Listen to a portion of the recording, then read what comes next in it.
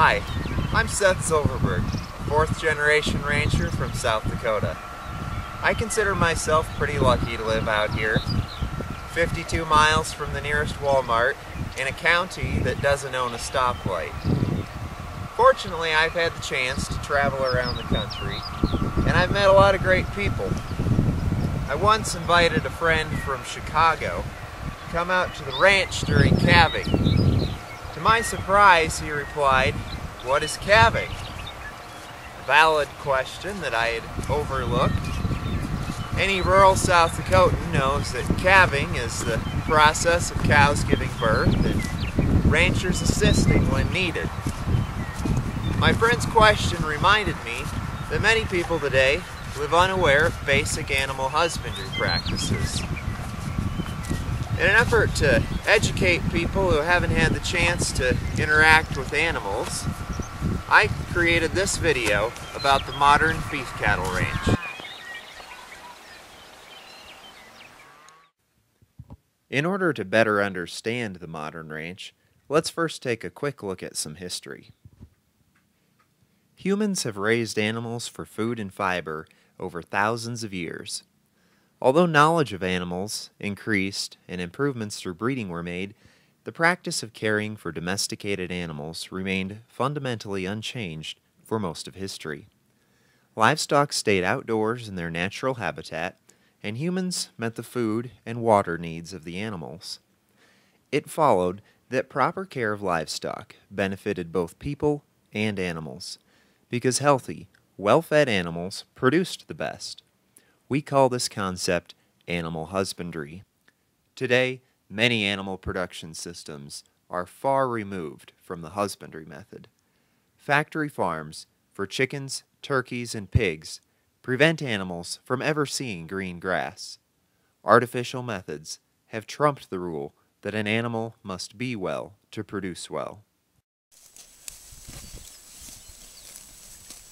One production system does still operate largely within the husbandry model, the beef cattle ranch.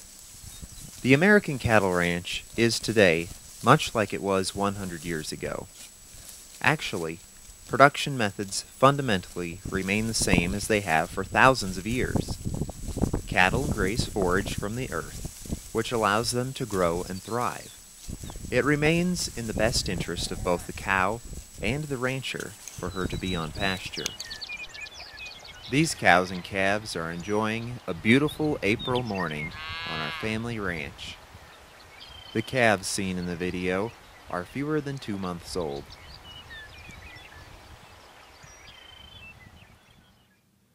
Of course, cattle ranching has changed over time, especially in the 20th century. Modern machinery allows fewer people to care for more cattle, which has led to a decline in the number of ranches, but increasing average herd size.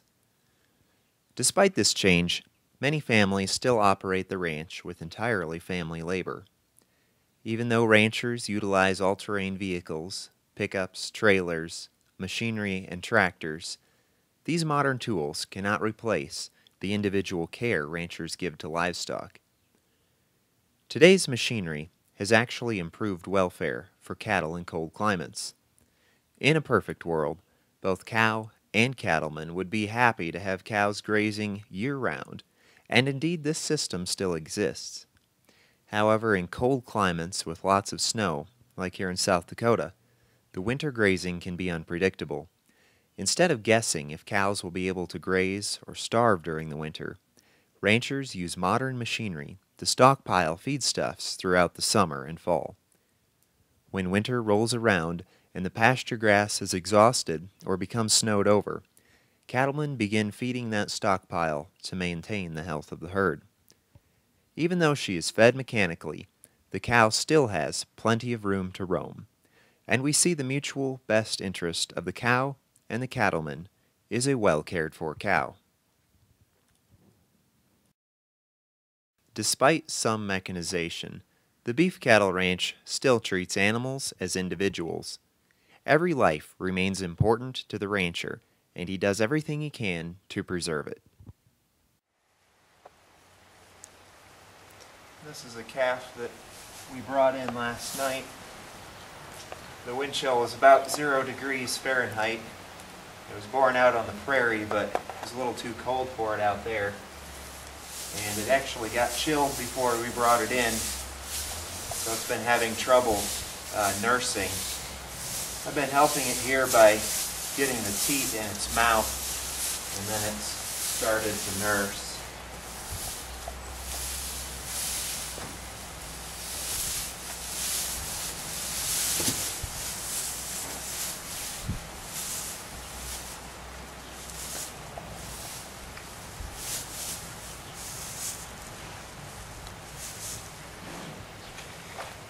Calves don't always like the help that they need. If you try to push them into it, they'll resist it.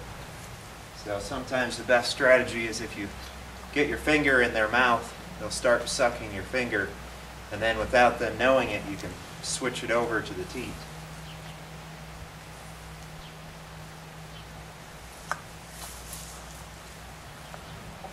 You can see this cow isn't tied up at all. Normally she wouldn't let me get this close to her, especially with the new calf, but she knows that I'm trying to help out here, so she's cooperating.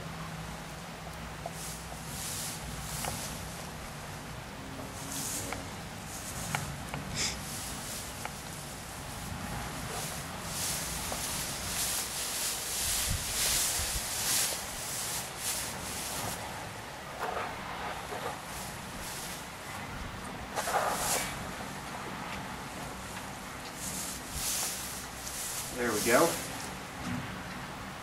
Well, she's getting a little smarter all the time. Got her started on this side.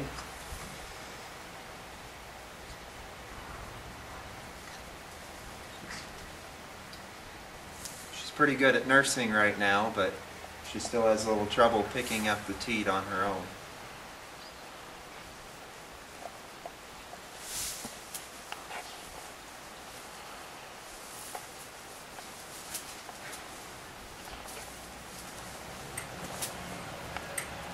This is a pair of twins that was born early this morning out on the prairie.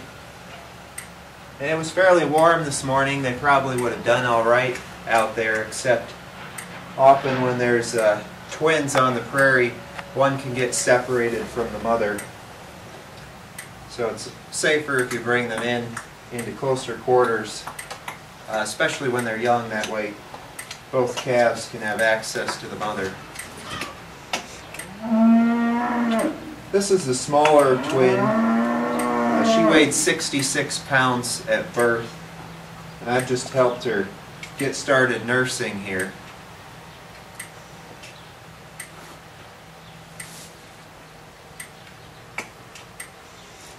We gave her some supplemental colostrum this morning.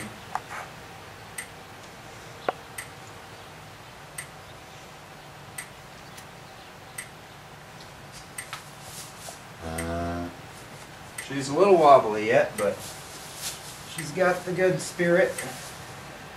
Just has a little trouble picking up the teat, so I'll help her out a little bit. Nice that the cow is easy to work with.